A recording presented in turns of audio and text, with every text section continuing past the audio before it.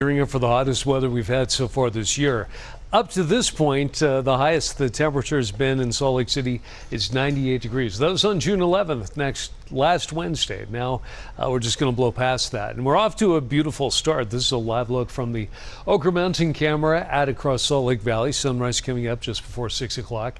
Temperature is 73 degrees, so we didn't cool off much overnight. It might have been tough for a lot of folks to get to sleep, and that'll be the case again tonight.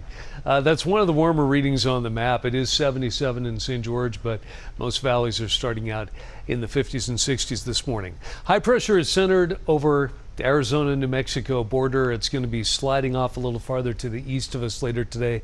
At the same time, trough low pressure, which will cool us off this weekend, still dropping down into the Pacific Northwest. And between those features, a southwesterly flow helps temperature climb so high, but we also get wind from that direction that'll be gusty at times, possibly between 30 to 40 miles per hour.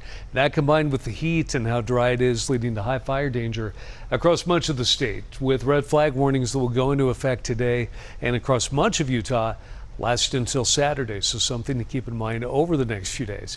This afternoon, it looks like temperature will climb all the way up to 102 in Salt Lake City, breaking the record, setting a new one.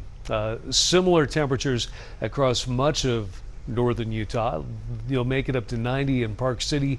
You'll climb almost into the triple digits in Price, peak at 106 in Moab, and all the way up to 107 in St. George this afternoon. So baking hot statewide, which is again why you need to take a break during the middle of the day if you possibly can. And if you know anybody that might be struggling with the heat, make sure you check on them later on.